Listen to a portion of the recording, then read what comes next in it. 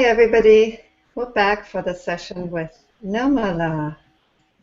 Um, Nirmala is an old friend and teacher. I met him when he came to Montreal to give satsang, probably almost like 10 years ago, maybe a bit less, 8 years ago. So it's always wonderful to have an old friend share this retreat space here. And Nirmala will speak to us about the heart's wisdom. So I'll hand over to you, Nirmala. Hi, Grace. Thanks for having me. So I wanted to talk about the heart's wisdom because that's a different quality than is often emphasized when you're talking about the heart. It's, we all know about the softer qualities of the heart, the love, the compassion, the sense of the ability to sense oneness. But there's also this incredible capacity in our heart to discriminate, to distinguish, and specifically with the heart in its wisdom, the way the heart discriminates is it tells us how true things are. It discriminates how much truth we are experiencing.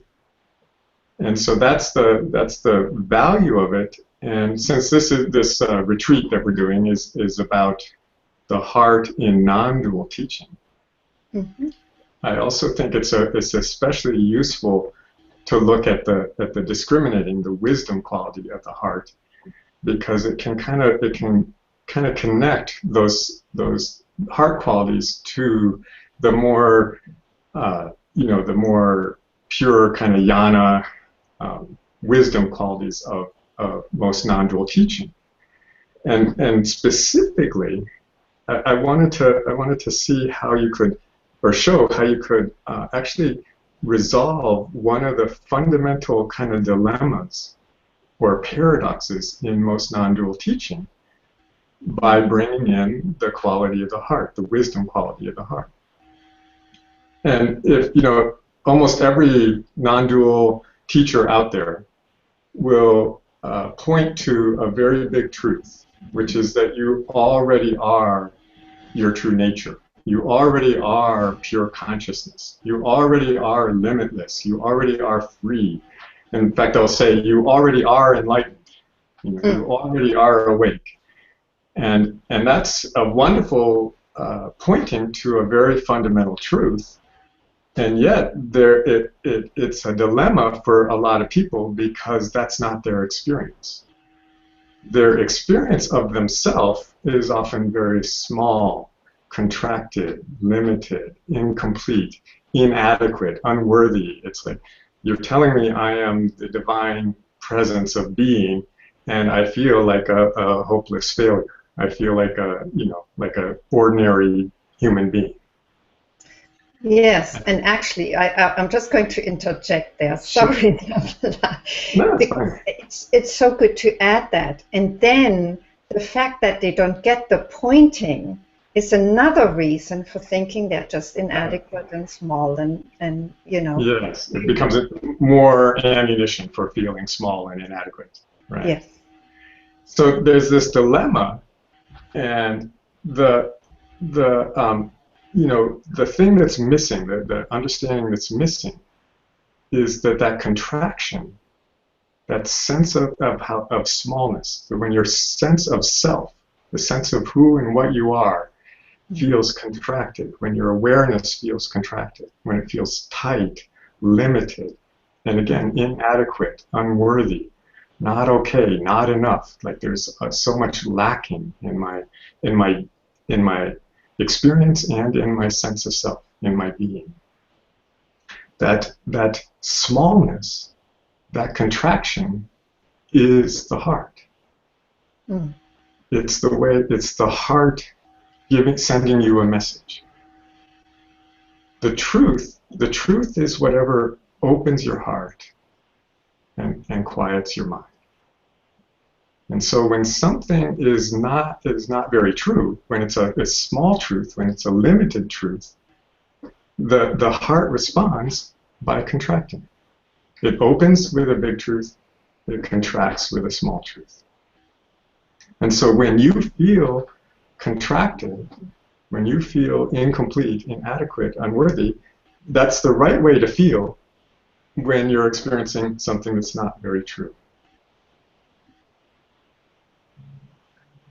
And the confusion is because we were never taught the language of the heart. It's almost like the heart is talking to us in ancient Greek, right? And it's talking to us, but we're completely misunderstanding what it's saying, because what feels small, what feels unworthy, is me, right? That's what feels small, but it's not actually. The heart isn't actually telling us how big we are. It isn't actually telling us how worthy we are. It's telling us how small and how unworthy our fear, our worry, our desire, our over-identification with our problems or with our stories. It's the heart is telling us how real, how true, how important those experiences are. But the place where it shows us is in the sense of myself. So I get all contracted and think there's something missing in me. But it's actually my heart working perfectly to show me that a piece of my conditioning or a piece of my, say, my boyfriend, girlfriend, spouse's conditioning that they're expressing in that moment. They're telling me what's wrong with me, and it's actually not very true. And so the heart, the awareness, the sense of being contracts to reflect that. So the language of the heart is it contracts your sense of self to tell you how true things are. It also expands the sense of self. But in either case, no matter how expanded or how contracted you're feeling in a moment, that is your wisdom. That is the wise part of your essence, showing you the relative importance, the relative reality of your experience in that moment. So again, it's working perfectly. It's just, can we understand the message that it's giving us? I think ultimately, if you get this, it literally turns your whole world inside out. Because how big you feel has nothing to do with you. How big you feel is telling you how big the thought or feeling or desire or experience is that's shaping your awareness. A good metaphor is if you were looking through a very long cardboard tube, right? And you were just looking through that one little opening of the cardboard tube, and all you saw was one tiny little corner of the room. You wouldn't, in that moment, you wouldn't think, oh my God, there's something wrong with my eyes. Oh my God, I've lost all my peripheral vision. No, you realize it's not a problem with your eyes that you can only see one little corner. The problem is that you're looking through a tube. The thing that creates that smallness is looking through the tube. But when we're totally wrapped up in and identified with our stories, with our desires, with our fears, with our worries, with our problems, it's like we're looking through this very narrow perspective onto our life, onto our experience. And yet the sense of contraction is so visceral. It's so directly in our deeper sense of self that we actually think that we're small. It's almost as if it feels like as if our body actually gets smaller. People talk about being in touch with their inner child, right? It's like their sense of their own body, their own being has gotten really small. And sometimes I say sometimes I get in touch with my inner amoeba because it gets so small. and that's just how small some thoughts are. Especially extremely fearful, ridiculously fearful thoughts, or even ridiculously positive thoughts. Like, oh, I hope I win the lottery. It's like your awareness has to get this small to think about that. Because, because the odds are so bad. Same thing if you're thinking, oh God, I hope I don't get Ebola tomorrow. It's like, yeah.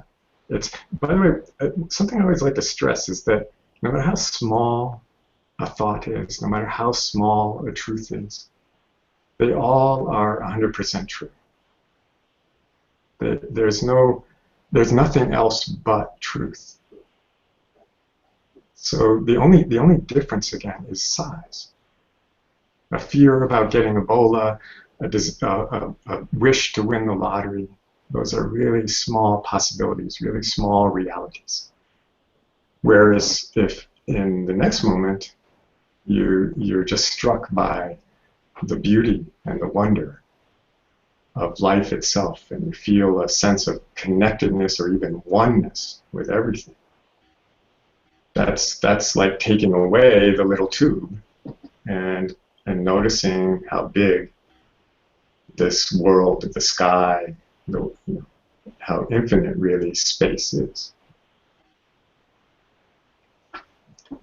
So like I say, it can turn your world inside out, because how big you feel is telling you how big your conditioning is, how big your perspective is. If you get that, it doesn't matter anymore. I mean, it matters how contracted you are, but not that much. Because, just like it doesn't really matter if you're looking through a tube if the room looks small. Because it's just how rooms look when you look through a cardboard tube.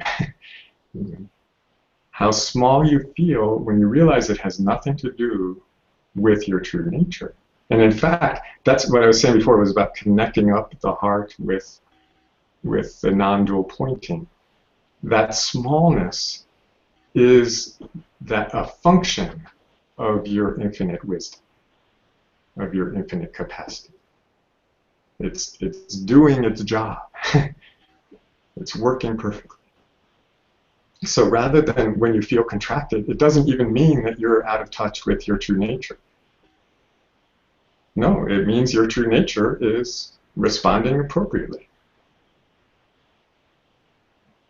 Telling you what's not it's so tricky because it's not what's true and what's not true.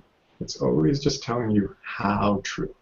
Is it a truth like this? Is it a truth like this? Or is it a great big truth that your heart bursts open when you're experiencing? In every single case, that is your true nature. That is your discriminating awareness. I use the metaphor, if you go into a store to buy a sweater, and you try on a sweater off the shelf, and the sweater feels really tight, like you can't get it over your head even. You want that sweater to feel tight. Imagine if that sweater felt loose. That would be there'd be no you'd have a really hard time shopping for clothes. You'd always come home with little kids' clothes that don't fit, and everybody would wonder why you're wearing a sweater that shows your belly button. So just like the right way for a small sweater to feel is tight, so that it's not your size. The right way for your fear to feel is contracted. The right way for your over-identification with your hopes and desires to feel is to feel contracted, inadequate, unworthy.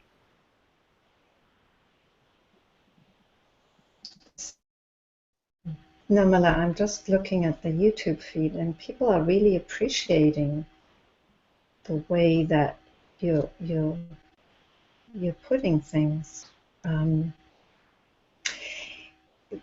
My question to you would be,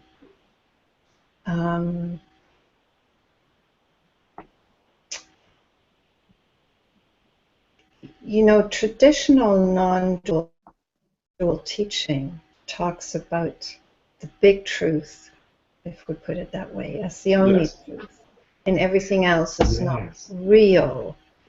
So why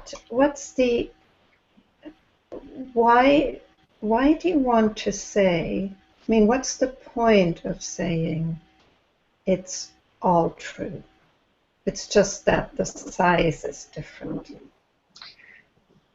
Because to me, that's just an even bigger perspective. Pointing to the really big truths is a wonderful, freeing, and especially experiencing it is a wonderfully freeing expansion. It shows you a potential that's there, and yet, it's just it's just being practical that it's not being in those really expanded states. Generally, is not very functional. There's no nothing wrong with it. In fact, I highly recommend it as a place to hang out. And it's just while we're here, while we're in this human form, it appears that the truth comes and appears before us in all different sizes. And to create a new, to say that the biggest truth is the only truth creates a new kind of duality. It says there's truth, and then there's all this other stuff which is pure 100% illusion, nothing to do with the truth. It's in a whole other category. Don't pay attention to it. Whereas to say that all there is truth, it includes the understanding of the exploration of the discovery of the biggest truths. Because why would you ever leave those out? That would be silly. But it doesn't create, again, it's like I was saying before about connecting the heart with the big truths of non-duality by making it, rather than making it black and white, true and not true, when you instead make it, endless shades of gray.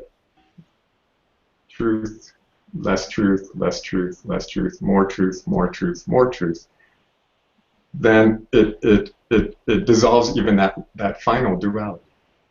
That sense that somehow formlessness, the pure potential, the pure consciousness of being is somehow separate from all of this form, all of this experience that we have as individuals. All of it, everything down to the most petty little thought gets included in the truth.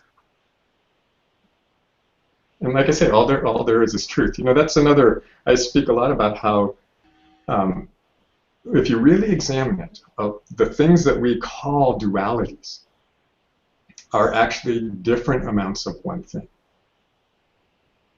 So the simplest example is light and dark. They're the one thing that exists is light. There are these, even physically, there are these things called photons. And then subtly, you could say the light of consciousness. That's the one thing that exists. And there's not something else called dark. There's no such thing as darkons. It's just, dark is a useful concept for pointing to the experience when there's very, very little light. Then we call that dark because there's so few photons. We call, being identified and contracted, we call that, contracted or, suffering, because there's so little of that light of consciousness in that experience. But there's not something else. There's not something else, made up of something else called illusion. That's afflicting us. Like, oh God, I gotta get rid of this illusion. Oh, it's just ruining my consciousness. Instead, illusion is just a concept we use to point to when there's not very much light, not very much consciousness, not very much truth. Because that's the truth and consciousness are really the same thing. When there's an experience limiting our truth, that experience limits our consciousness. And my favorite definition of illusion is something real appearing to be something else other than what it is. And so that's what magicians do, right? They use real smoke and mirrors to make it look like they're cutting somebody in half, to make it look like something's happening that's not actually happening. And so, our consciousness uses illusion to give us a small experience of the truth so that our problems look big. Our problems look like something that really matters. When in truth, they're very small. And they matter, but they just don't matter very much. And the thing that tells us that is that sense of contraction.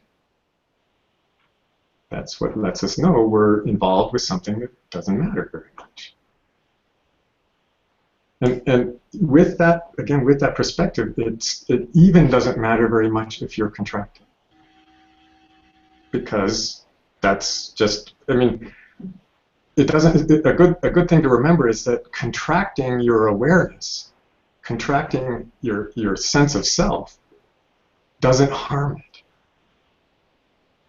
Just like if I contract my muscles, it doesn't harm my muscles. They don't lose the ability to relax. So contraction is normal. Contraction is functional. And then I always like to add, that orgasms are a series of very powerful contractions. And then I wonder, do people really want to never contract again? That would be that. It's like contraction is part of it, part of the spectrum of reality. It's not the biggest truth, but it's part of it. The best, I often say the best way to lie is to tell part of the truth. We all learned that, right? You just tell the part that makes you look good, or you tell the part that leaves out, like you come home and your spouse says, "Did you get the groceries?" And you say, yeah, I got the groceries. And you just leave out the part about how you also, dented the car and put a great big scratch down the side of it. You just don't mention that right away. So you leave out part of the truth. That's just like illusion is just, something appearing other than what it is. A lie is just only telling part of the truth. Yes. But some, to be fair, to be complete in speaking about this, some truths are painfully and really tragically small.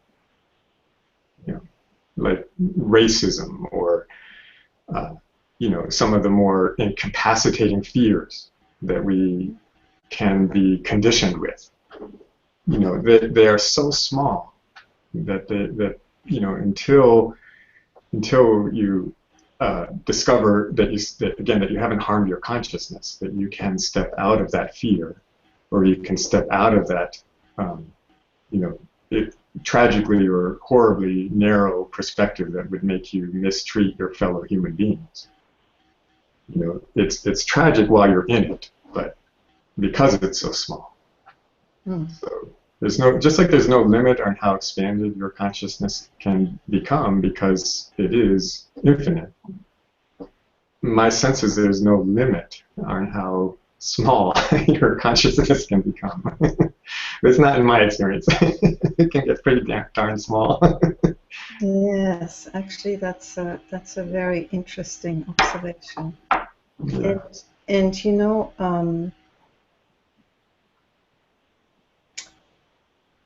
it seems as if, that's the play. That's what's traditionally called lila. It's like in experiencing the smallness and the largeness.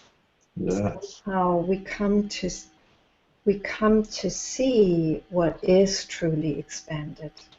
Yes, you As have. much as we come to see what's truly small, and the tragedy, maybe, I mean, if I use your way of seeing things, the tragedy of a human life that is caught in that contraction is that there's no opening into the expansion at all. Yes. It's all stuck in that contraction, and it's like, I mean, to use the muscle metaphor, when you keep contracting muscles, physiologically at some point they just stay contracted. Right, right. So in principle, there's a possibility of releasing the contraction, but the more you contract, the more you practice contraction, the more there will be, this will be the state, and then it's like that possibility of opening just becomes very, very unlikely and quite difficult. Yes, but not impossible. Not And right, and that's even true with muscles. If you go yes, see some really deep rolfing kind of bodywork person, they can get that muscle to stretch again. Um, yes, and you know, God forbid, but we possibly we've all been through this lifetimes of being in a very narrow place. yes. It it doesn't harm our consciousness. And probably even everyone who's having a lifetime like that has had those moments where, in spite of themselves, and they for a moment they forget to worry, and at least relatively their consciousness opens, and then sometimes they get struck in the most unlikely moment with the awareness of a big truth. Mm. To me, the ultimate is not being expanded all the time. The ultimate is being completely, totally flexible. Being able to contract your muscles when you need to move, being able to completely relax your muscles when you don't. Being able To know that what is happening, to just be very yes, clear about that, to be aware of that. yes. And that, in contrast, you said earlier about how the pointing to the big truth can make people feel bad Hmm. about, add to feeling bad about themselves. Yes. What's so interesting to me is that the idea that it's better to be expanded, the desire, I want to be enlightened, I wish I could, I wish I could be more expanded, more in touch with the bigger truths. That thought, that desire, actually contracts you, because it turns out it's not actually true, or very true, that it's better to be expanded. It's just different. And then in contrast, if you take on that perspective, that it's just different, it's just, oh yeah, there's that old, some old conditioning coming up, or of course I'm feeling contracted, I'm listening to Fox News, or of course, or my spiritual superego is getting on my case about not being enlightened enough. When there's this attitude that, okay, I'm contracted, there's no problem, that in itself is funny. To accept, even embrace your contractions, does this, because Yeah. it's actually true, That's the trick. truer. Yeah, it's truer that it doesn't matter that you're contracting. Mm. Just like it's not very true that it's better to be expanded. It is different. And again, there's no reason not to feel expanded when you're experiencing a big truth. There's nothing wrong with either one. And here we are, I like to think of it as we are this eternal consciousness. That, eternity is a very, very long time. And if that's how much time we have, it makes sense that we would come up with all these crazy, outrageous ways to pass the time. Including getting lost in identification for lifetimes. It's like, 1,000 lifetimes. That's I got a lot of time after that. So, if 1,000 doesn't do it, I'll do 10,000. If I haven't really fully tasted all of the contrast that contraction gives, and all of the, it's so paradoxical that the richness that these contracted experiences give to the expanded experiences. Without that contrast, there's actually very little appreciation, very little ability to fully not just discriminate that you are expanded, but to discriminate how amazing that is, to to have the contrast that makes you appreciate it so much more. When I was a teenager, my parents gave us, my sister and I gave us season passes to the local Yale Repertory Theater at Yale University. And it was this very out there experimental theater company, And sometimes, man, the plays were just awesome. They were really, really great. And then other times, the plays were really bad. I mean, I remember one play that had 3 acts, and by the time the 3rd act started, it was only my sister and I still in the audience. Everybody else gave up. But somewhere in the middle of that play, I suddenly I got oh, this is great. This is what a bad play is, and I got really curious about all the ways it was really bad. All the stilted quality of the dialogue, all the ridiculousness of some of the plot. It's like I became all excited because, in some sense, I was learning what made the good plays good. It's like, wow, what a contrast to the play we saw last week. And so that, oftentimes, I don't spend a lot of time wondering why all this is happening, why there are so many different experiences of truth that we seem to move through.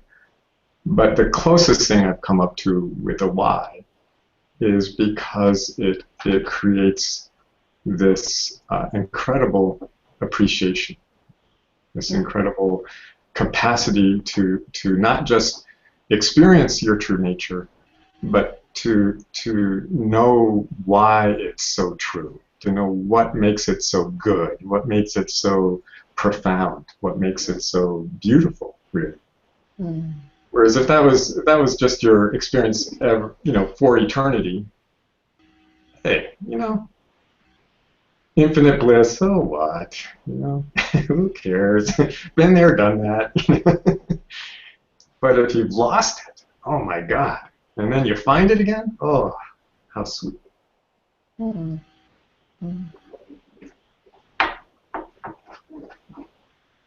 But no mistakes. Very wonderful. Yes. Yes. No mistakes, and also, my sense is that when we're willing to just be in the not knowing of why this all is as it is, there can be so much more appreciation of it all, because then there's just then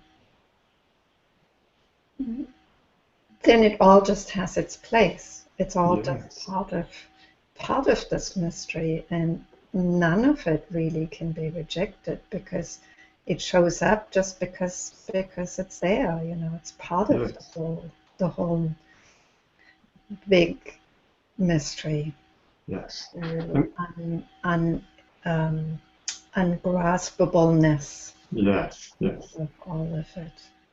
And if anything, that sense that there's no mistake, that contraction is normal and just a proper functioning of your discriminating awareness, it can allow you to be very present and curious about the actual content of your experience when you're contracting.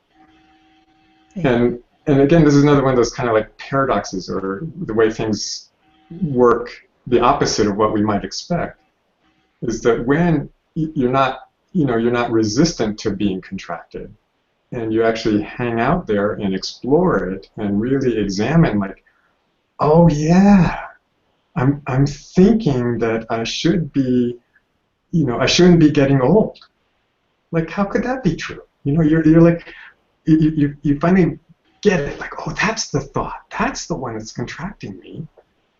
Not only does it because you're seeing it from outside of it. You're in a sense, you're already in a more expanded perspective, and you've also weakened it. It's the willingness to be in those contracted states that allow you to discover what the truth is and isn't in them, and it weakens their grip. Yes. It's when we're always moving away from our. In fact, often what we do, it's really fun. When we get contracted, often what we do because it's so contracted, so we think about something else, which is really just contracting our way out of contraction. Mm-hmm. Right? Or we resist it, or we fight it, or we, anything. Analyze it. I mean, all of that is just more contraction. Yeah. It's even judging it. When you judge your experience, what you're doing is you're shifting your attention from your experience to your thought. This sucks. You're going from the thing that actually is uncomfortable to the thought, this is terrible. Oh my God! How can they do that? That's blah, blah, blah, blah. So you've taken your attention off of the thing that was uncomfortable, but you put it onto an even smaller truth. Anytime, just like with the tube looking in the center of the room, anytime you contract your awareness, you expand your unawareness. Right? The smaller your awareness gets, the more you're not seeing. Mm-hmm. And so by judging your experience, you contract your awareness onto all your righteous thoughts about how they shouldn't be doing that. That's terrible. And you're actually, to a degree, you're aware of your judgments, and you're less aware of what they're actually doing, or what you're doing, or what shouldn't be there according to your judgment. Yes. That's actually dropped out. Because the judgment is just more contraction. Yeah. And so there's no awareness of that contraction. Because judgment is actually believed. So that's what the focus is. Right. And if you notice that your judgments make you feel really small, it's so funny how even positive judgments, even if you make a positive judgment about yourself, or a positive judgment about your experience, it actually is a contractive experience. Because it's never the whole truth. There's always good and bad in everything. And so, you're right. I always say judgment is one of the muscles we use to contract our awareness. Yes. And if you notice that, if you notice how contracted you are, then you can examine the judgment. You can say, oh, look, I'm contracted again. Oh yeah, I'm sitting here in judgment. And you can become a connoisseur of all the little type judgments that your mind throws out all day long. Like, why did she do that? I shouldn't do that. He's too much of a da da da da, and she's too much of a da da da, and I'm too much of a da da da. And you can, by becoming really familiar with them, again, that's what weakens them. Mm-hmm. That's what allows them to arise. I often say the difference in my experience now is that when a judgment, when a fear, when a contractive experience arises, because I don't resist it, because I'm like, oh yeah, okay, look, my heart's racing. Boy, that was a real, this is a real rush of fear I'm having. Wow, and there's nothing else that happens with it. It falls away. It's not about me. Yes. Even how small it makes me feel is not about me. Yes. And then in contrast, I would, it used to be if I had a fear or a judgment or a worry or something like that, I'd say it's like putting on underwear that's several sizes too small. Mm-hmm. But in the past, it was kind of like, damn it, that's my underwear. And so I would put it on and wear it until I was, for a long time sometimes, walk around in this really tight, identified state. The antidote is to be really curious about that, to be really present to it. Not because it's normal, it's natural, it's the right way for it to feel. Nirmala, I'm just going to interject something here. There's Great. a question that's showing up on the YouTube feed that I'd just like to put to you because it's just on that topic. By Ratna Kumar. Can you give your view on memory in terms of expansion and contraction? Yeah. I'll be even more general and say that, I said judgment is a muscle we use to contract our awareness. Well, thought is like a whole bunch of cardboard tubes. Whatever you think about, your awareness gets focused, gets contracted. So, thoughts, feelings, desires, hopes, dreams, wishes, memories, regrets, you could just go on and on. They all are mechanisms for contracting our awareness. There's nothing wrong with them. Another nice thing about seeing it as a part of the truth rather than as something else other than the truth is that all of the content of our thoughts, memories, worries, fears, hopes, wishes, desires, the actual content of them, it's all relevant sometimes, right? So you don't have to erase the memory banks, go in there and do a frontal lobotomy and get rid of your memory banks. And that way you'll never be troubled by memory again.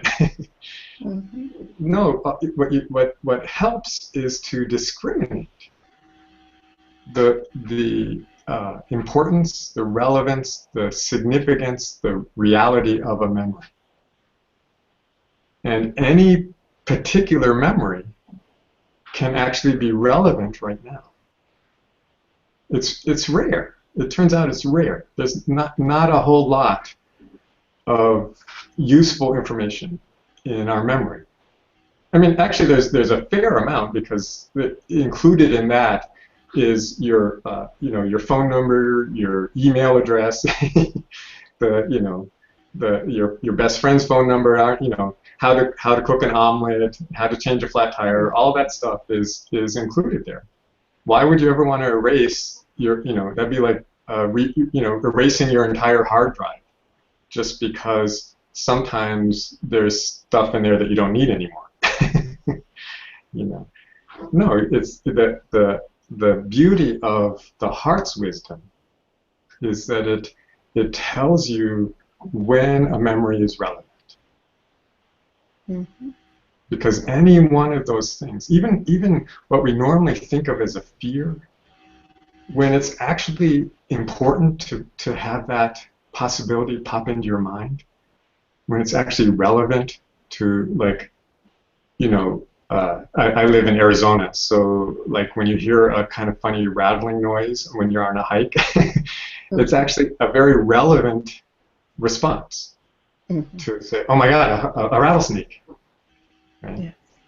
And in that moment, that small truth of the danger of a rattlesnake is actually liberating, is actually useful in allowing me to stay more in a spacious awareness. So, you know, when you've walked out the door without the important papers that you need, and you suddenly go, oh my God, and you turn around and you go back and get them, it's like, talk about an expansion. You know, there's like this, oh, thank God, I could have driven all the way over there and found out, you know, that I didn't bring the thing that I needed. You know? So there, I mean, it's not an expansion like the one you feel when you get in touch with oneness, but it's always relative. Yes. You know, your discrimination can get so fine that you can use your heart to know how true it is to have another cookie. You know, it's not going to be like, another cookie, hallelujah. You know, it's never going to be like this transformative experience. I can have another cookie. Oh, my life is complete. No, it's going to be the difference between another cookie, probably had a stomach ache, not having another cookie. Yeah, you know, one's enough. I'll stop now. And it just feels more true. It has more of that quality of spaciousness. So, you know, you can use the heart for that kind of discrimination. You know, where to live, what job to take, who to be in relationship with. And the differences, I mean, when you get to some of those bigger issues, the differences might be more dramatic. They're still never going to, where you live is never going to give you a sense of the ultimate truth of your essence. Whoever you're in a relationship with, they're not going to be the source of that. But you can still discriminate. And what I often say is that the value of using your heart, instead of just listening to your mind and trying to figure everything out with logic. First of all, using your heart can cut through it all much quicker, because to the mind, everything seems equally true. Everything you think of seems like, oh my God, that's so important. Oh, I'm so glad. Everything seems true, even when it's doing this to contracting you horribly. It still seems so true, because all the mind sees is the content of the truth in that thought. It's actually the hallmark of the mind, is that somehow it pretends that something that's very small is actually very big. I think it even works that way. It's kind of like putting it under a microscope. That really small thing suddenly, because your view is so narrowly focused on it, it actually looks big. It's like a microscope gives you a very narrow range of view, but whatever is in that range of view is magnified. So if you don't use your heart to check whether things matter, whether it's relevant, whether it's important, whether it's real or true, or how real or how true. If you just use your mind, that's the monkey mind. You're just jumping from one thought to the next, and they all seem so important. Well, that's what I think, so it must be important because I'm thinking. Yes. But if you start using your heart to distinguish these different things, and right, that's what matters. That doesn't matter. If you're using your heart to sort those things, and then, another common pointer in non-dual teaching is that there's nothing you can do to have an expanded, awakened experience. It's not your doing. Expansion, that's actually a general principle. The expansion is not something you do. The expansion is just what happens to our awareness when there's not something shaping. And the really big expansions that happen, the really big knowings, that come out of nowhere, literally out of nowhere. Mm-hmm. The value of listening to your heart all day to make small decisions, medium-sized decisions, big decisions, is that then when you have an experience, a expanded experience of your true nature, you go, oh my God, it's really true, right? It's like, I've never felt this expanded before, and I'm feeling like I'm one with everything. Mm. That's not just a feeling. I am one with everything. It's like it can give you the capacity to really trust those big experiences when they come, because those experiences are also showing you how true they are. Yes, it's like it's like learning to trust that perception of contraction and expansion, Yes. and knowing the truth of that perception. Yes. So then there's also an ability to trust to trust both, really. Yes, What that's is it. Trust both. expanded and what is really contracted. Yes. Because that's how reality shifts That's how, constantly. yeah. That's how Leela dances. Yes. Yeah. So, And Nirmala, I have a yeah, question for you. great. Um,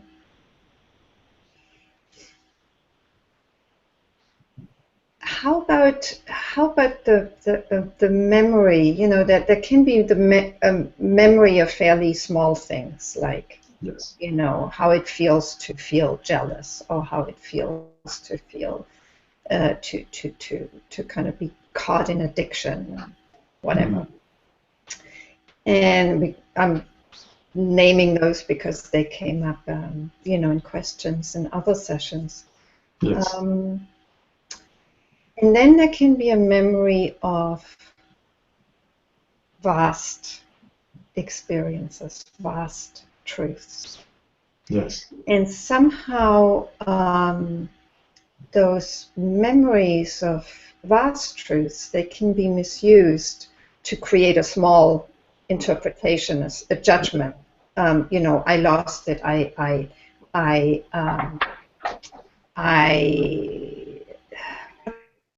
What was the word somebody used yesterday? I betrayed my true self. Yeah. Or it can be used as an invitation to let go of contraction. Yeah. Again, to recognize that, especially, see, it's very subtle. This process of expansion and contraction is very subtle, very dynamic, and very quick. So you might start to have a memory of an expanded state, and it might even evoke a little bit of that experience, which might soften and open you. But Yes. if then in the very next breath there's this thought, oh no, I've lost it. Yes. Oh God, I've betrayed that some thought like that. In that moment, your heart is going to show you how true that thought is. It's no longer actually going to be showing you how true even the memory of an expanded experience, the importance of the memory is, again, if encoded in the memory is the recognition that it's true. If you've come to really trust your heart enough that the experience of that expanded state you recognize was so real that it's still present. I mean, my favorite example, my favorite metaphor for this is I will ask someone, I'll say, do you own a car? And 99%, if they say no, I say, do you own a bike or whatever, and then I say, can you see your car where you're sitting right now? And again, 99% of the time they say no. And then I say, do you doubt that your car exists? It's not a trick question. Everybody says, no, it's in the garage. It's where I parked it on the street. And God forbid if it isn't there, you still don't doubt the existence of your car. You just call the police and tell them somebody stole your car. Yes. Yes. So we've had enough experience of the nature of physical reality that we trust it, we know it, even when we're not experiencing it.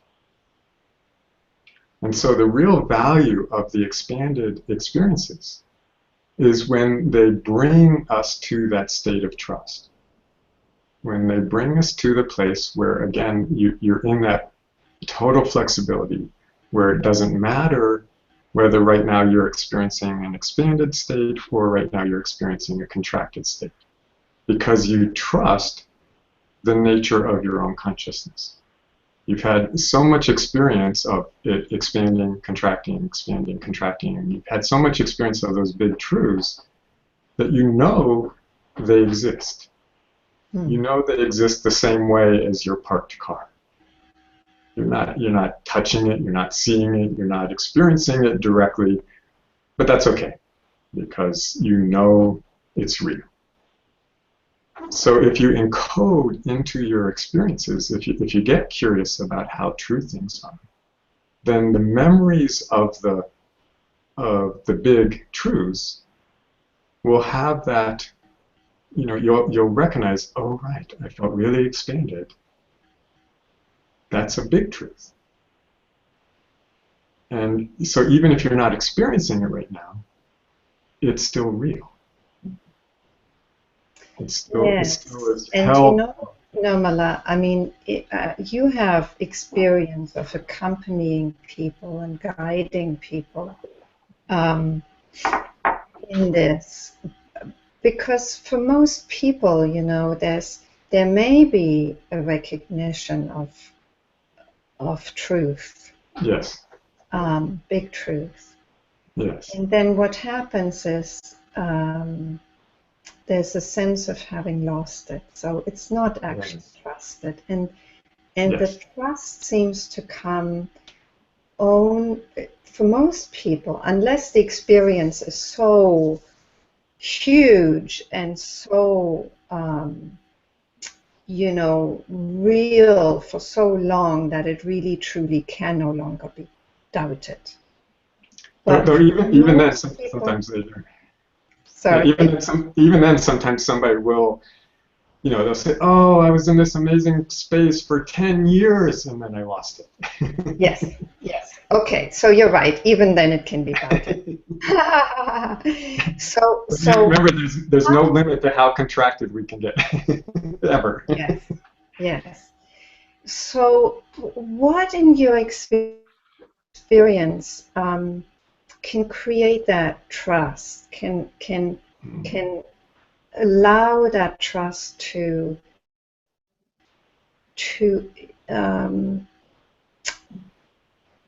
I don't want to say emerge or grow, but just to somehow happen, so that people can finally just say yes, just like my car, I know this is true. So it's interesting. Your question is making me think of a way that I speak a lot about conditioning, and I say that there are a few factors that make that increase the stickiness, the intensity, the power of our conditioning. And one of them is intensity. Right? If you have a truly painful or scary experience, then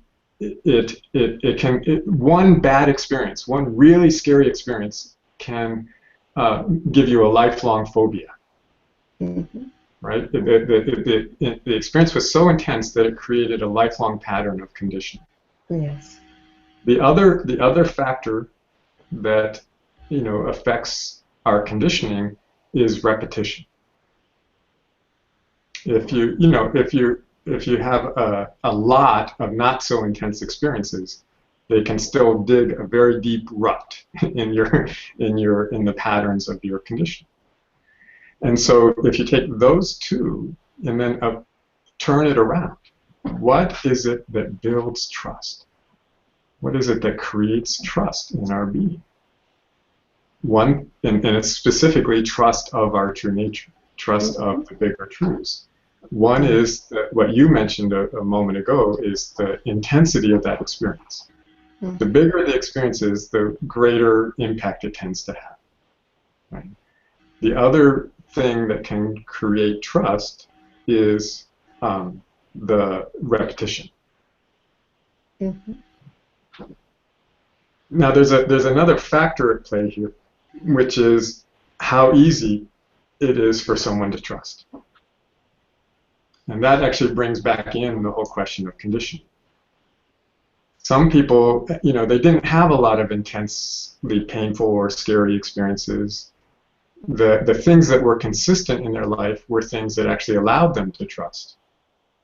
Like caring parents, you know, a very nurturing kind of environment. Because another factor with conditioning is the earlier something happens, the bigger the impact it has on our conditioning. So if somebody has had a fairly smooth journey through, especially the early part of their life, and they naturally trust.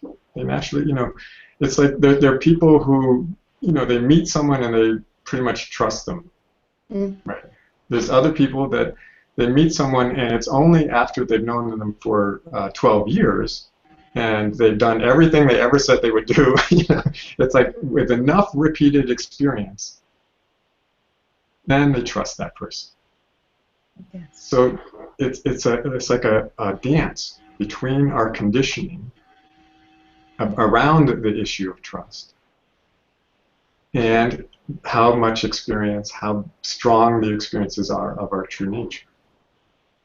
And I'll come back to, I still think, again, it's almost like again this little thread that connects, that if you can start to really appreciate how your own heart tells you how true things are, it can add weight to the experiences that expand you.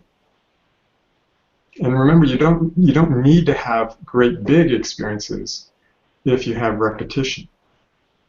And so if you start to really pay attention to what are the experiences that open me, what are the experiences that give me a greater sense of just ease and a sense of the value and worth and okayness of my being, and to start to include in your recognition of those experiences, include the recognition that they are incredibly true. They have more reality than the other experiences. Then it's like you can, instead of having one of those experiences and then as soon as you get contracted again, you throw it in the trash because, you know, what good was it? Here I am all contracted again. Instead you go, no, wait, that there was a different quality to the experience when I was expanded. And what were the things I was experiencing? I was experiencing a deep sense of love. I was experiencing peace. I was enjoying, experiencing joy, enjoying the sunset. And so that joy is real. That joy is more real than my fear. So can that become an invitation to open?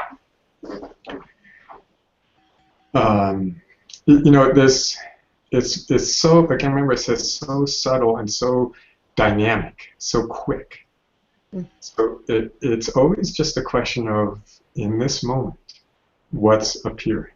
If a memory of a feeling of oneness comes, and you just focus on the feeling of oneness, it can evoke it.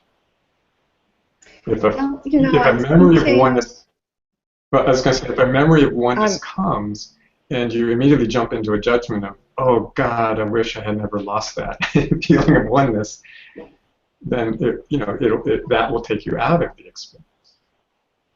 Mm-hmm. So it's not really in our control completely, because all kinds of things just get triggered or spontaneously arise.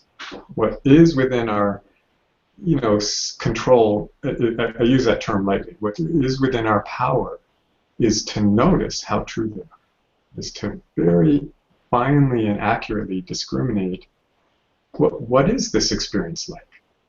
I'm feeling sad because I lost it. Mm-hmm. How true is that? Yes, but Nirmala, my sense is that there is an additional power. I mean, there's power to notice how big or how contracted, Yes. Yeah, that's what. expanded or how contracted. Yes. When we notice the contraction, that creates the possibility of expansion always, doesn't it? Yes. I Yeah. mean, the moment that the smallness is noticed, there's a possibility of decontracting, as it were. Yes. And it can either be from simply noticing something is small, and that allows you to just kind of step out of it, or paradoxically, this is really cool. When there's an experience that's very contracted, you can actually go to a bigger truth by going in. Yes. Yes. Like Yes. especially emotions. Mm-hmm. Emotions are, in a sense, emotions are aspects of our essence that have been profoundly shaped by our conditioning. And so they're very limited, narrow expressions of our essence, right? And yeah, you can step out of an emotion and you won't be contracted anymore. Or you can go right into the core of it. Again, because this comes with that freedom where it doesn't matter if you're contracted. It's like, oh, I'm just feeling so sad. So it's such a sense of loss, and it's okay. So you just go into it. You just go into that sadness. You let it. You let yourself have that experience fully, and the energy of the sadness itself can actually open up. It's like in particular, sadness will often open up into an expanded experience of compassion. Yeah. It's like you drop all the way into the sadness of the entire world, and it like breaks your heart open. It evokes the sadness itself evokes this much bigger aspect of your being, which is compassion. Yes. So again, there's such freedom when it doesn't matter anymore, right? How contracted you are. Yeah. Yes. So Nirmala, that's a good point to open things up for questions. I see there's Cyrilla is actually on the Hangout. Great. So I'm just wondering, Cyrilla, are you? Hold on just a sec. Are you ready to come onto the Hangout? I'm going to bring you on to see.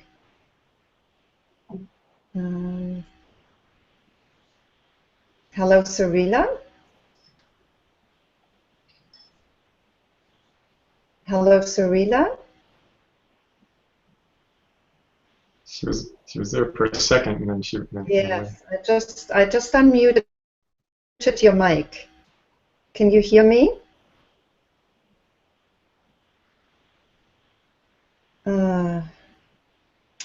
Yes, unfortunately, she did that last time too. She was on the Hangout and she didn't seem to be present when I called on her. So. No, that's it. Okay, so I'm just going to look at the YouTube comment thread for questions. Sure. I noticed there were a few, so I'm just going to go back to those.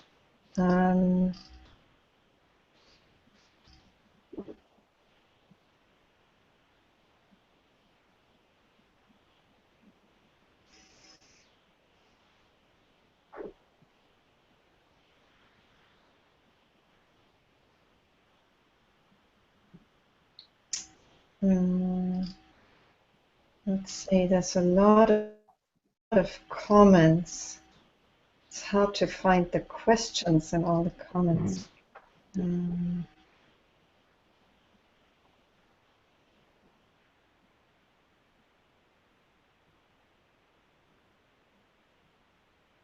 Okay, I am now has a question. Please speak to how mainstream psychotherapy and drugs can help one deal with emotional baggage. Just opening, sorry, I'll start again. Okay. Please speak to how mainstream psychotherapy and drugs can help one deal with emotional baggage, thus opening the door to real lasting spiritual maturity. To me, this is another place where having that perspective that there's all these different sizes of truth can be really, really helpful, because it's always that how true something is always relative to where you are. And if you're in a painfully contracted state psychologically, like say depression or anxiety or something like that, and the leap from there to a sense of your your essential freedom, or or even just having a nice functional life is a pretty big step. Yes. And if there's so you don't necessarily it's not true that you can only benefit from someone pointing to the biggest truths or from spiritual teachings. From this place, some of the truth in psychotherapy, some of the truth in our understanding of the human psyche can be very profoundly freeing. Get you from here to here. And I even include, psychoactive medicines. If they give you enough breathing space, then you can actually do some of the inquiry. Then I see it as a very useful tool in that kind of setting.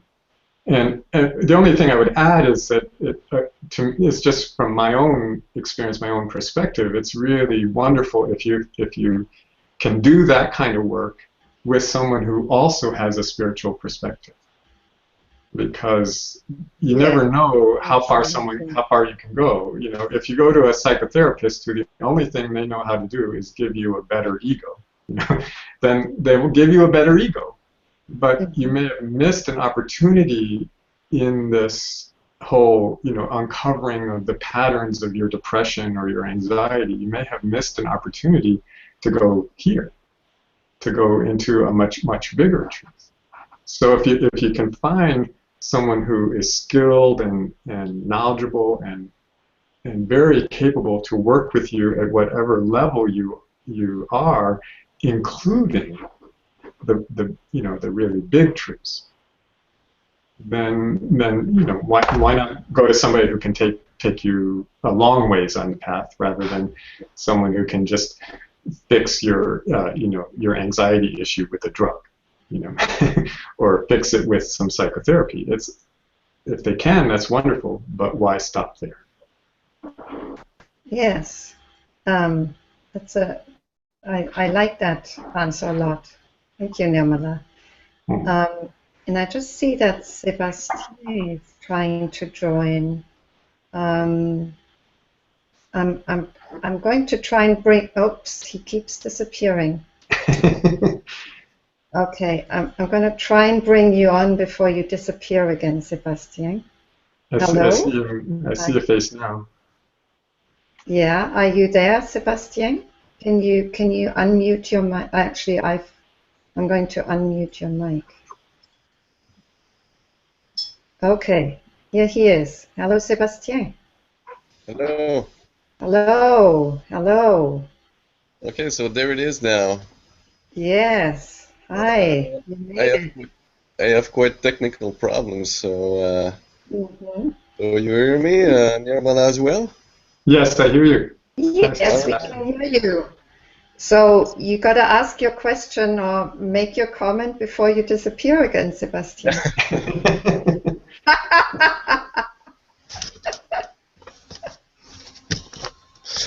Yeah, Go first, ahead. I'd like to say, Nirmala, I'm pretty happy to talk to you today. I've been, as I wrote to Grace a couple of days earlier, I've already seen you in Montreal, like 10 or maybe 12 years ago in some satsangs, and I pretty much enjoy it. I really enjoy, as much your energy and your teachings. So that's a real pleasure for me to hear from you today, and even have the opportunity to talk to you right now. Yes, yes. Thank you. So uh, actually, I have a couple of questions in my mind, but as usual, but I think I'll go maybe with the first one that comes up. So I'm wondering, um, I live since maybe 15 years, some mental health issues, and along this path, I do I'm in a spiritual investment also since this time as well, Mhm. and I have quite, I'd say, I pretty much understand all the teachings you are offering, and that makes a lot of sense to me. But when it comes to dealing with things that happens to my own little self in everyday life, then I feel like my mind is uh, feel kind of trapped into my mind, Mhm. and feel like spinning into things, for hours, even days, and I feel Mhm. quite a lot of difficulty to get out of there. And actually, as I understand it, from what you say and from what I heard and read and stuff like that, I feel the idea is just to observe the thing, but at the same time, I don't know, the mind just, like take um,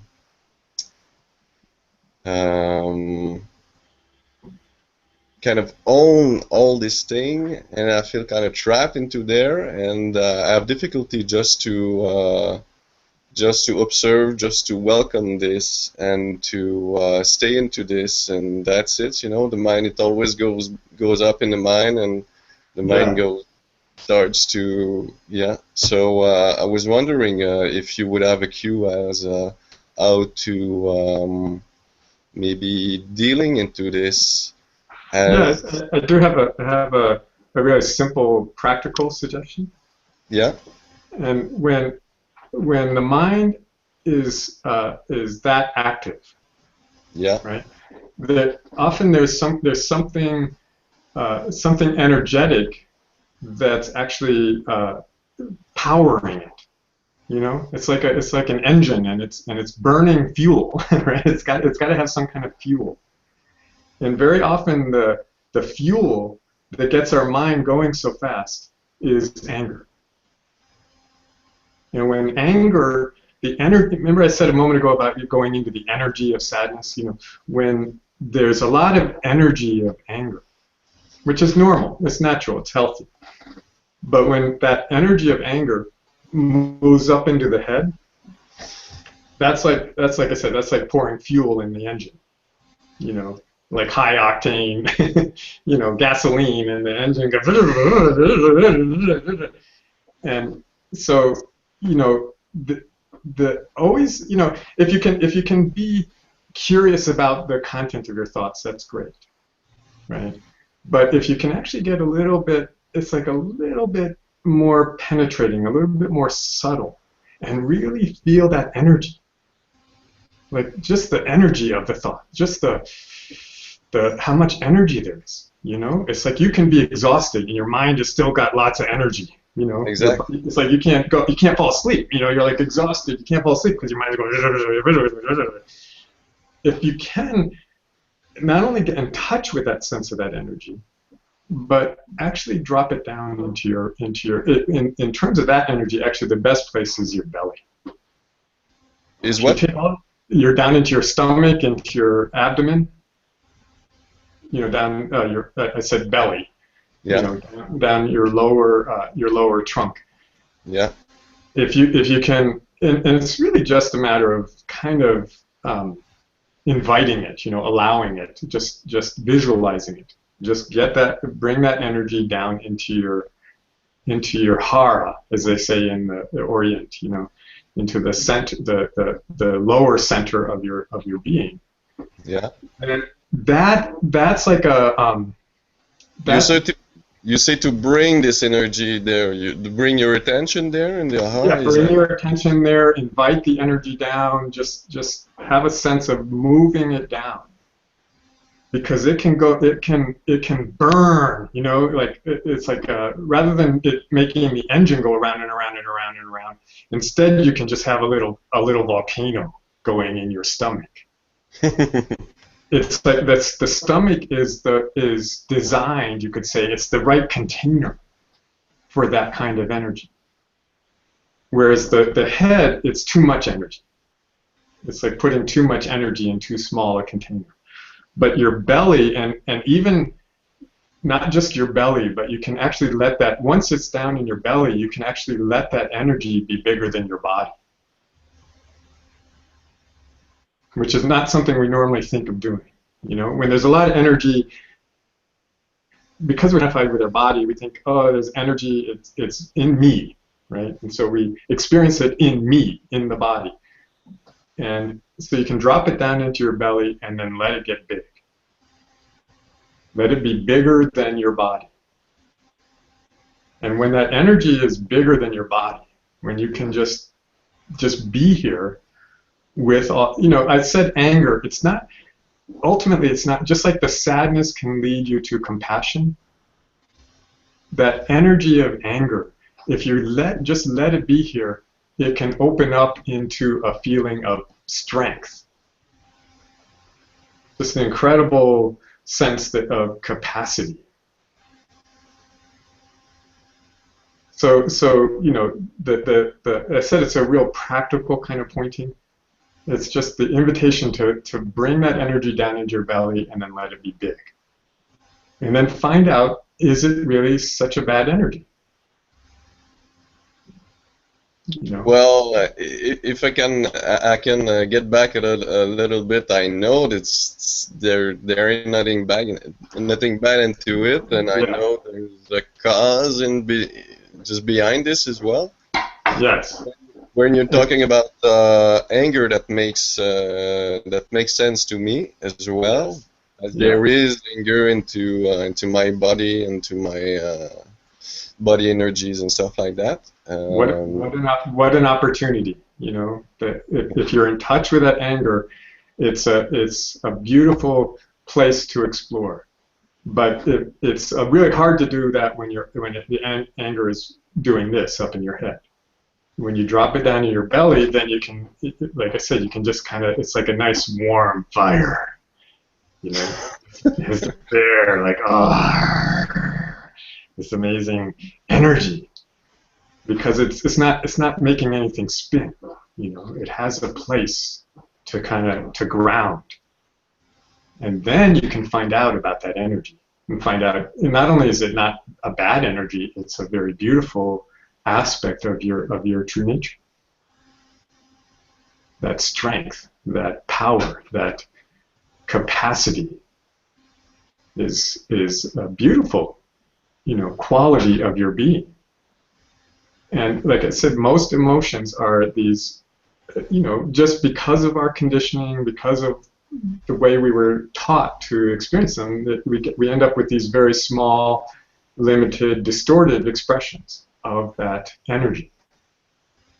And one distorted expression of anger is everyone probably listening has experienced this. That sense of the mind going really, really fast is just a good indication that energy is up in your head. Actually, there's guilt as well into this Yeah. mind on, you know. Right, and I bet you got a little bit more in touch. I bet you got a little more in touch with the guilt by dropping it down a little bit, because that's, yeah, you can tell the story of guilt, but the actual feeling of guilt. See, anytime you get in touch with the energy, there's no formula. It can turn into strength, or it can uncover another feeling. Once you're actually being present with it, it can go any which way, and it could be that some of the guilt that's also stored in your being, that's what comes to the surface, because you're allowing now. By letting the anger be here, you're kind of opening the door, and you never know who's going to come through the door. So yeah, so that's there's never a wrong answer in this kind of exploration, in this kind of inquiry. Because remember, it's all truth. It's all part of the truth. And what if when I try, I never tried this way to go back into the belly. In these days, I'm trying more to go back into the heart. And actually, there's some glimpse where when I go back there, I can experiment more silence, let's say. Otherwise, let's say about the suggestion you gave me about going back into the belly and putting my attention there. Usually when well, a lot of times what happens is if I try to put especially when my mind is going too fast, if I try to put my attention somewhere else, let's say to some sensations in the body or to my breathing or something like that, really fast, my everything goes up again in my mind, starts back. So sometimes I can stay for hours, let's say, trying to put my attention somewhere else, and then it goes up, and then I try to go down. Okay, it goes up, So and so that's not it's not your fault. It's just that pattern is very well established. Like I said about the conditioning, repetition makes something easier. So just as much as you can, bring it down to the belly. Oh yeah. And, sometimes getting up and doing some jumping and moving your legs is a really good way to bring the energy down. Just move your legs side to side, up and down. I'm doing it in the chair here. Just so and it's like creating a new habit. That's all. Which is a new habit. Whenever your mind's busy, you drop into the belly. Okay. You move your legs. If it helps to get up and go outside and get that energy moving and down by moving your body. By moving the walk. Yeah. Okay. And there's no. I'll just say. I'll end by saying that. Just remember that your consciousness can't be harmed. Can be harmed? Cannot be harmed. Your consciousness, you cannot be harmed, no matter how many times it goes up in your head. So it spins around up there. It doesn't damage your essence. It doesn't you never lose the capacity to go back down into your belly. All right. Good. Thank you. That was a great question. Thank you. Yeah. Thank you, Sebastian. Thank you, Nirmala. I'm afraid we've come to the end of this session, and I'm going to, for reasons of self-care, I have to absolutely just end sessions on time, because I need a little time in between this session and the next session, and so I actually just realized maybe I'll take one more question, because I actually have my lunch break now. So Nirmala, if you can give a relatively short answer, yeah, sure. that would be appreciated. So the question is from Victoria in Spain. She says, I'd like to unveil truth inside myself. I'd like truth is revealed, overcoming lies about me, about who I am.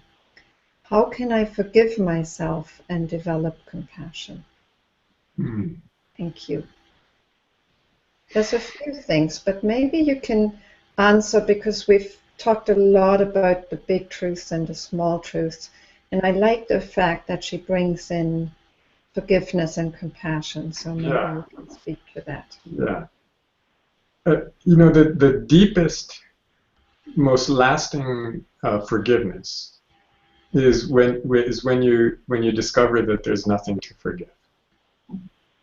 When you discover that at the core of those, painful, difficult pieces of our conditioning, the messages we received about how bad we were, how not, all the things that were wrong with us.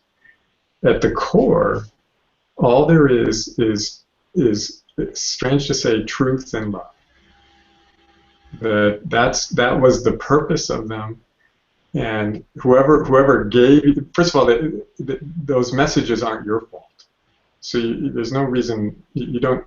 I said the deepest forgiveness is when you see there's nothing to forgive. Well, there's nothing to forgive for you because you didn't put them there. The messages were put there by the other people in your life, by the experiences of your life. And so, you don't have to forgive yourself because that's not your fault. And then if you really examine it, the purpose, the reason that people put these small truths, focused on what they saw as a shortcoming in you, is because they cared. They were trying to help. The way they tried to help was so narrow, so limited, so incomplete, that it ended up most likely doing more harm than good. But the purpose of it was to care for you. The purpose of it was given out of love. And so if you can recognize that, at its essence, those messages were expressions of love. Even though I'm not denying how harmful they were. If you can also see their essence, then what is there to forgive? It's not your fault they're there. Turns out it's not even their fault that they gave you those messages, because they only did that because of the messages they received. So it's, in a sense, is nobody's fault, or you could say it's everybody's fault that all of this pain and unhealthy conditioning gets continued through lifetimes.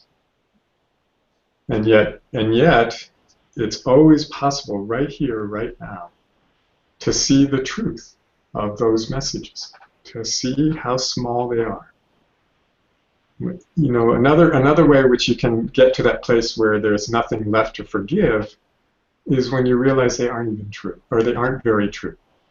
It's so tricky because somebody can focus on a very, very, very narrow truth and make it into a judgment. And if you look at the content of it, you can feel bad. But if you look at the smallness of it, then a natural question that arises if you recognize how small a truth is what else is true? If something is really small truth, well, there must be a whole lot else that's true, because it's so small. There's got to be all this other truth. I mean, what else is true about you? What else? What are all the other qualities that you have?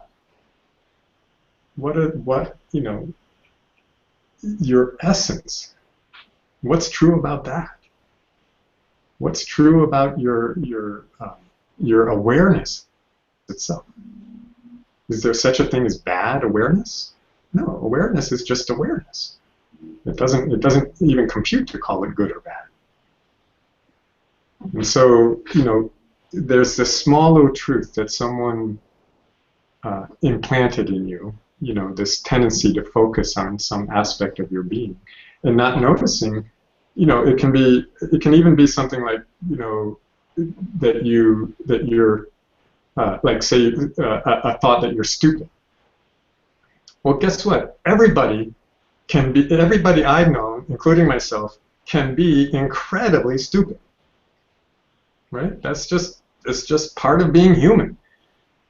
And it's only a very, very small truth of every single person I know, because they can also be incredibly wise. They can also do things that are neither stupid nor wise.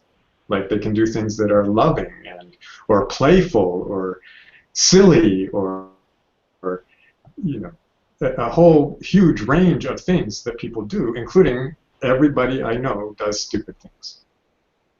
So if that judgment gets you to focus on that, oh my God, there's this problem, we have to forgive, we have to accept.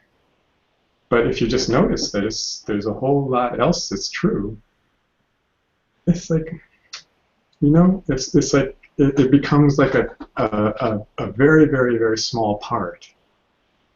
Especially if you take it all the way out and say, how big a deal was that stupid thing you did relative to your eternal soul?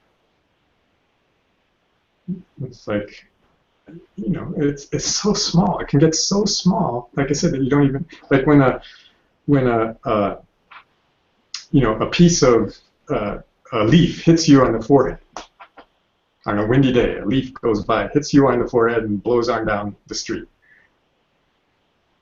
Do you have to like stop and forgive the leaf and accept that the leaf was not in control and hit you in the forehead? No, it's like, it's so small. It's not important enough to forgive. And anything that you think you need to forgive, if you really look, I guarantee it's something that contracts you a lot. And it's therefore not very important, not very true.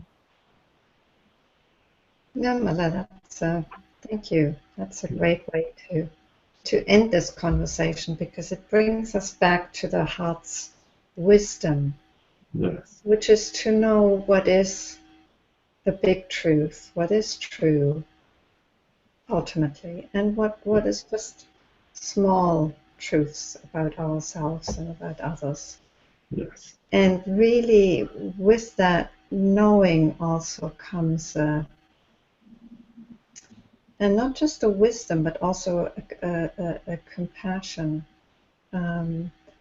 with oneself and with others when we get stuck in the small truths, because they're actually usually they're a bit painful, and so there can just be a perception of all of that and an acceptance and a peace with all of it, from the very small to the very big. Absolutely. So, there's one last thing I'll share real quick, which it just came to me. If people go to my website, endless-satsang.com, and go up the top, it says free ebooks, and you drop down and click on the free ebooks. There's under the book titled Living from the Heart, you can download part 2 for free. And part 2 is the heart's wisdom. And it talks about this whole thing that that Grace and I have been talking about. And I find it's a wonderful, some people, it sinks in a certain way when you hear it, and then it sinks in another way when you read it. mm-hmm. And so it's free. You can just download it. It's about 25 pages. It's a wonderful little exploration of the heart's wisdom. Be a nice reinforcement for the people that listen to this talk. Yes, great. So you can follow that up by going to Nirmala's website. And by the way, your website is also listed on the livingfromlove.com website. If Great. people click on your little photo on the program, it'll No, I'm not sure. Yes, on the program page too. They'll be taken to your page with the bio and your session. So Wonderful. thank you all for joining us. Thank you to Nirmala for joining us on this retreat. And thank you, Grace. It's been a real pleasure. oh yeah, it's always a pleasure for me too. So we'll see you again in about 18 minutes time for the next session with Canella Michelle Myers. Is it 18 minutes, or do you have your lunch break? 18. Oh, 18. 80. Okay, great. Yes. 80 minutes, an hour and 20 minutes for the session with Canella Michelle Myers. So thank you again to everybody, and I'll see you then. Bye-bye.